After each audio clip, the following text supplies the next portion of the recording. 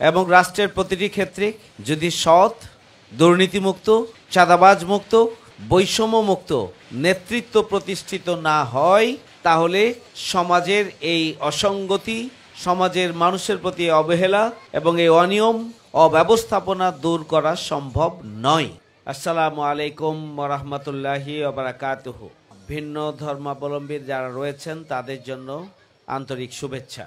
বাংলাদেশ জামায়াত ইসলামী একটি সুখী, সমৃদ্ধশালী নতুন বাংলাদেশ গড়ে তুলতে চায়, যেখানে বসবাসের জন্য পরিবেশ থাকবে, মানুষের অধিকার মানুষ ফিরিয়ে পাবে, এখানে যারা সুবিধা বঞ্চিত তাদের হক এবং অধিকার পৌঁছে দেওয়ার জন্য ব্যবস্থা থাকবে, এবং কাঁধে কাঁধ মিলিয়ে, হাতে হাত মিলিয়ে আমরা সবাই মিলে আমাদের প্রিয় মাতৃভূমি বাংলাদেশকে পৃথিবীর মানচিত্রে একটি সুখী, সমৃদ্ধশালী, বসবাসযোগ্য, আত্মনির্ভরশীল রাষ্ট্র হিসাবে মাথা উঁচু করে দাঁড়ানোর জন্য আমরা ভূমিকা পালন করব।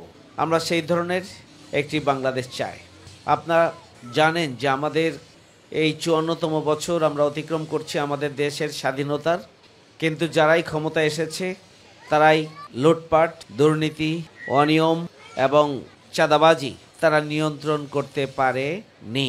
যদি আজকের ৫৪তম বছরে এসে আমরা পর্যবেক্ষণ করি, পর্যালোচনা করি, তাহলে এটি দিবালোকের মতো পরিষ্কার যে এখনও হাজারো সুবিধা বঞ্চিত মানুষ সমাজে অমানবিকভাবে জীবনযাপন করছে। ছিন্নমূল এবং সুবিধা বঞ্চিত শিশুর সংখ্যা ক্রমান্বয়ে বেড়ে চলেছে। দ্রব্যমূল্যের ঊর্ধ্বগতিতে এদেশের গরিব অসহায় মানুষের নাভিশ্বাস উঠেছে। বসবাসের জন্য তাদের মাথা গোঁজার ঠাঁই নেই, শরীরে কাপড় নেই, শীতবস্ত্র সুদূর পরাহত। তাদের যে খাবারের প্রয়োজন, যে পুষ্টিকর খাবারের প্রয়োজন, সেটিও তাদের ব্যবস্থা নেই। তাদের জন্য সুচিকিৎসারও ব্যবস্থা নেই। আজকের এই যে একটি পরিস্থিতি তৈরি হয়েছে, আমরা ৫৩টি বছর পার করেছি, ৫৪ বছরে এসে আমরা পদার্পণ করেছি। এখনও কেন আমাদেরকে এই ধরনের একটি কঠিন পরিস্থিতি মুখোমুখি হতে হবে? এটির মূল কারণই হচ্ছে যে সমাজের সকল স্তরে এবং রাষ্ট্রের প্রতিটি ক্ষেত্রে যদি সৎ, দুর্নীতিমুক্ত, চাঁদাবাজ মুক্ত, বৈষম্য মুক্ত নেতৃত্ব প্রতিষ্ঠিত না হয়, তাহলে সমাজের এই অসঙ্গতি, সমাজের মানুষের প্রতি অবহেলা এবং এই অনিয়ম, অব্যবস্থাপনা দূর করা সম্ভব নয়। বাংলাদেশ জামায়াত ইসলামী তার প্রতিষ্ঠা লগ্ন থেকেই এই অসঙ্গতি দূরকরণের জন্য ভূমিকা পালন করে চলেছে। বাংলাদেশ জামায়াত ইসলামী সৎ, দক্ষ, দেশপ্রেমিক, নৈতিকতা সম্পন্ন নেতৃত্ব তৈরি করতে চায়, যে নেতৃত্ব অন্যের অধিকারকে নিজের আমানত মনে করবে, অন্যের অধিকার সুরক্ষাকে তার ইমানি দায়িত্ব মনে করবে, অন্যের অধিকার নিয়ে কেউ ছিনিমিনি খেললে তার প্রতিবাদ করাকে দায়িত্ব মনে করবে, এবং তাদের অধিকার প্রতিষ্ঠার জন্য প্রয়োজনে জীবন উৎসর্গ করবে। সমাজ কল্যাণমূলক কাজের জন্য জামায়াত ইসলামীর নিয়মিত কর্মসূচি রয়েছে। যেখানেই দুর্ঘটনা, যেখানেই বন্যা, যেখানেই জলোচ্ছ্বাস, যেখানেই ভূমিকম্প, যেখানেই নদী ভাঙ্গন, যেখানেই বন্যা, এই ধরনের বিপদ সংকুল এরিয়ায় সবার আগে জামায়াত ইসলামীর আমির যেমনিভাবে ছুটে যায়, সবার আগে জামায়াত ইসলামীর নেতাকর্মীরা সেখানে মানুষের পাশে ছুটে যায়। কারণ এটি রাজনীতির জন্য নয়, এটি আপনাদের বা সাধারণ মানুষের সহানুভূতি বা সহযোগিতার জন্য নয়, সমর্থনের জন্য নয়। এটি আমরা করে থাকি মানুষের প্রতি, মানবতার প্রতি, বিপর্যস্ত, ক্ষতিগ্রস্ত মানবতার প্রতি আমাদের যে দায়িত্ব রয়েছে, সেই দায়িত্বের জায়গা থেকে ইবাদতের মানসিকতা নিয়ে আল্লাহর সন্তুষ্টি অর্জনের জন্যই আমরা মানবতার পাশে সহযোগিতার হাত নিয়ে আমরা দাঁড়াই। আমাদের কিন্তু একটি স্লোগানই আছে, জামাত কর্মী, সমাজ কর্মী। যেখানেই সমাজের অসঙ্গতি, সেখানেই জামাতের কর্মীরা ছুটে যাবে। যেখানে বিপদ মুসিবত, সেখানে জামাতের কর্মীরা ছুটে যাবে। এটি আমাদের একটি কর্মসূচি, এটি আমাদের একটি স্লোগান, এবং সেটি করার জন্য আমরা নিরন্তর প্রচেষ্টা চালিয়ে যাচ্ছি। সম্মানিত সুধীমণ্ডলী, আজকের যারা শিশু, তার আগামী দিনের দেশ এবং জাতির কর্ণধার। আজকের এই যে বঞ্চিত, ছিন্নমূল শিশু এবং কিশোর, তারা যেভাবে একটি কঠিন জীবন পার করছেন, এবং অসহায় মায়েরা এবং বাবারা যেভাবে তাদেরকে গড়ে তোলার জন্য চেষ্টা করছেন, সত্যি এটা একটা অমানবিক এবং অনেক কষ্টের এবং কঠিন একটা পরিস্থিতির মধ্যে দিয়ে অভিভাবকরা ভূমিকা পালন করছেন। কিন্তু শিশুরা তো আমাদের সম্পদ। দেশ এবং জাতি পরিচালনার জন্য তাদেরকে সৎ, দক্ষ, দেশপ্রেমিক করে, নৈতিকতা সম্পন্ন করে তারা গড়ে তুলবে।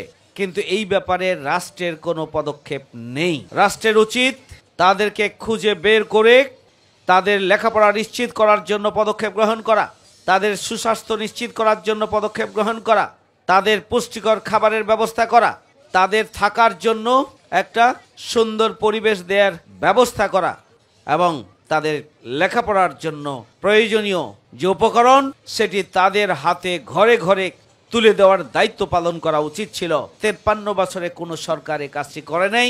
ফ্যাসিস্ট আওয়ামী অপশক্তি সেটি করার প্রয়োজন মনে করে নাই, কারণ তারা 3 বার ক্ষমতা এসে 4র্থবারের মতো ক্ষমতা এসেছে, কিন্তু তারা কখনোই জনগণের ভোটে নির্বাচিত না হওয়ার কারণে জনগণের প্রতি তাদের কোনো দায়িত্ব আছে সেটি তারা অনুভব করে নাই। আমি সরকারকে বলবো যেটি প্রমাণ করা উচিত যে যতই বাধা, প্রতিবন্ধকতা এবং চ্যালেঞ্জ থাকুক না কেন, যদি সরকার আন্তরিক হয় তাহলে সকল সেক্টরেই মানুষের উন্নয়নে, মানুষের সমস্যার সমাধানে, রাষ্ট্রের উন্নয়নে ভূমিকা পালন করা সম্ভব এবং একটা স্থিতিশীল রাষ্ট্র উপহার দেওয়া সম্ভব। এই সমস্ত শিশুদের প্রতি সরকার আরো যত্নবান হবে এবং তাদেরকে বেড়ে ওঠার জন্য সরকার ব্যবস্থা গ্রহণ করবে এবং আগামী দিনের জন্য তাদেরকে সৎ, দক্ষ, দেশপ্রেমিক নাগরিক হিসেবে গড়ে তোলে দেশ এবং জাতিকে পরিচালনার উপযুক্ত করে প্রতিষ্ঠিত করার জন্য সরকার ব্যবস্থা গ্রহণ করবে।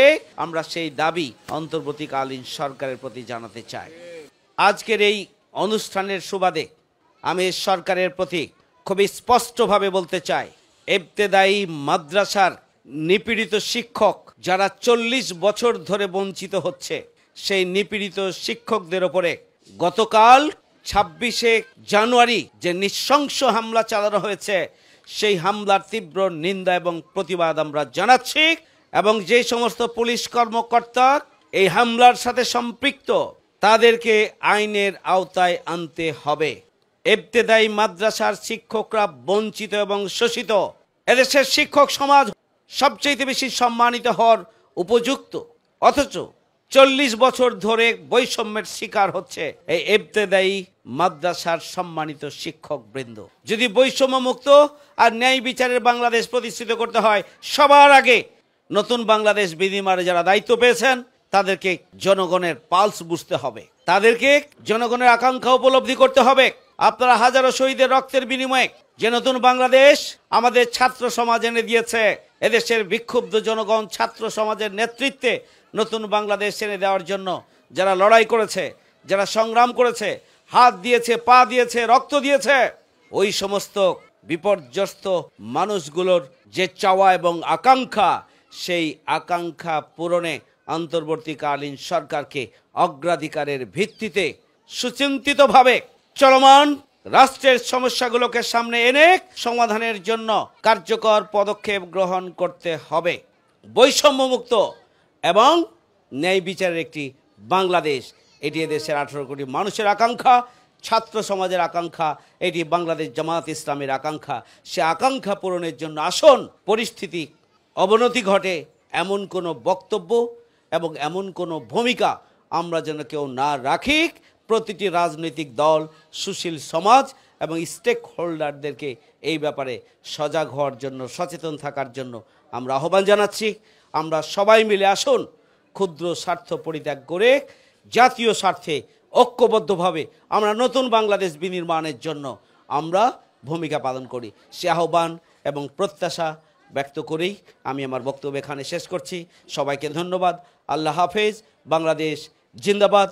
বাংলাদেশ জামায়াত ইসলামী জিন্দাবাদ। জামাতে ইসলামী বাংলাদেশ, জামাতে ইসলামী বাংলাদেশ, জামাতে ইসলামী বাংলাদেশ, জামাতে ইসলামী বাংলাদেশ।